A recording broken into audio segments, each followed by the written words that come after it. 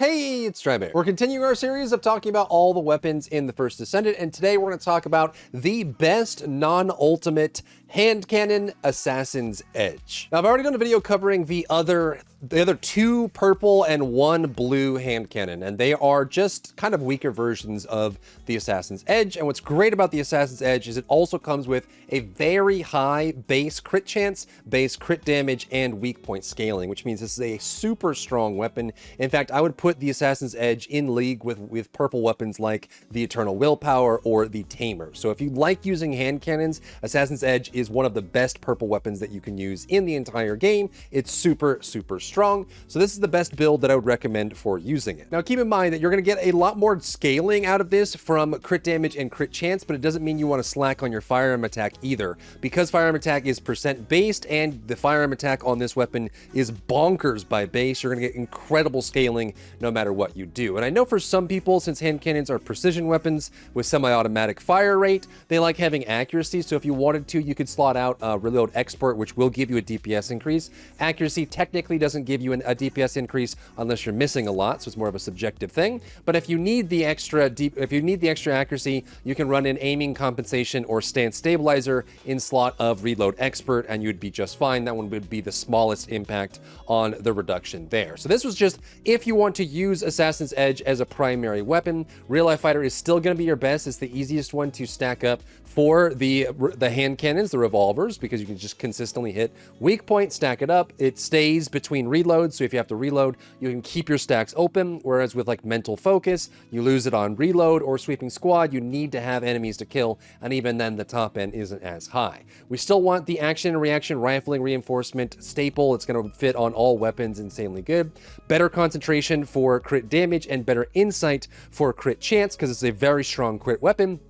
However, unlike general rounds weapons, we're going to be running with target detection instead of better concentration, just because it works much, much better for hand cannons, especially the Assassin's Edge. We want a little bit of the have aiming increase for the weak point, but not so much that we lose out on other things. Fire rate up does do great things. Fire rate up is another one. I had a comment earlier today going over why would you get fire rate on a precision weapon like a revolver or a hand cannon? And the answer is it's just a throughput increase. You can fire faster, gets you more bullets out, gives you more damage, and scales up really well with that.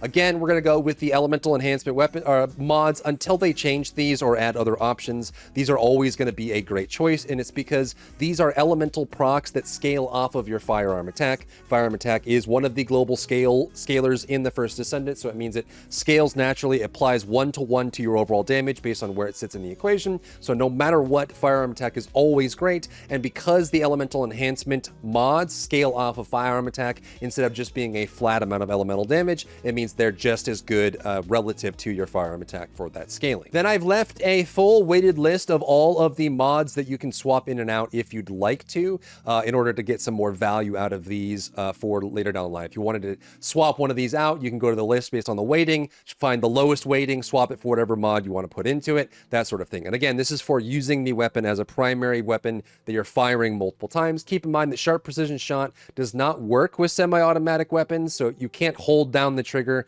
and keep firing to stack it up. You won't be able to get stacks on it, so it just doesn't work for these kind of weapons. You can equip it, you just won't do anything for you on that front. The stat priority is still going to be firearm attack, LE damage from firearm attack for the enhancement, crit damage, fire rate, crit chance, weak point, reload, and then rounds. Interestingly enough, fire rate does beat out crit chance and weak point in this case, just because you already have so much base damage and all that base damage is scaling up that being able to shoot more is going to give you more of a damage increase if that's something you're looking for. And for the rerolls, I think this is actually the first weapon that we've covered that has actually had crit damage as its first primary most heavily weighted reroll stat overall. This is the best crit weapon we've covered so far. It is insanely good. And again, I would put this in league with some of the more famous weapons like Eternal Willpower and Tamer. It's very good to use. Let's talk a little bit about it and how you can use these for your betterment as using this weapon. You get a lot of value out of weak points. Obviously, those are going to scale up when you get value out of that.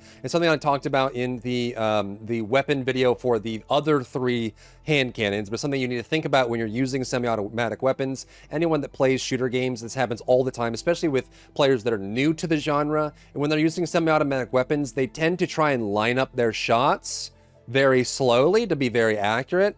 However, keep in mind that since it's a semi-automatic weapon, your fire rate is dictated by how fast you click. So if you can play with revolvers and hand cannons this way, lining up your shots, trying to get the perfect shot, but keep in mind that ultimately when it is DPS race and it's a DPS per damage per second calculation against a boss or against an enemy, you can just go in and just start hamming, you know?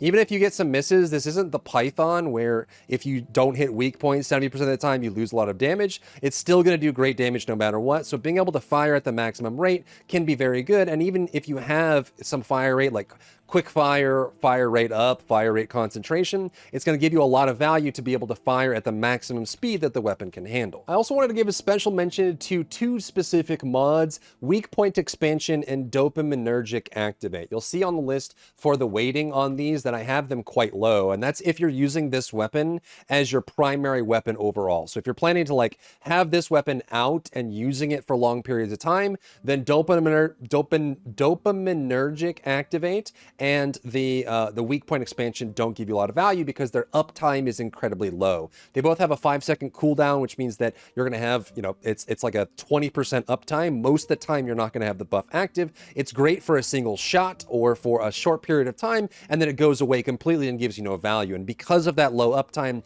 it drastically lowers the impact. However, it does lend itself well to a playstyle where you can kind of like pull out your sidearm, you know, when you get into a tough spot. So if you actually want to play that way, like if you're not planning to use Assassin's Edge as a weapon that you have out and use like more than a full magazine, what you can do is you can run Dopaminergic Activate, or you can run Weak Point Expansion as your special. Just remember that if you're going to be using it for more than a single magazine, they go way, way, way, way down in value. But if you want to have a different weapon, like say you're just mobbing and then pop it out, switch it over, do a couple shots, and then go back to your other weapon, you will get good value out of those two mods because they're very front-loaded. They do all their value, and then they go on cooldown, and they lose all their value. But if all you're going to do is switch over, do a couple pot shots, and switch back, you can get good value out of that as well. So that is an option if you're planning to use it in that way. But again, if you're using it as your main weapon, where you're keeping it out the whole time and using magazines full, it loses a ton of value for that weighting. I also included the weighting for sharp precision shot if you end up being able to stack it later on.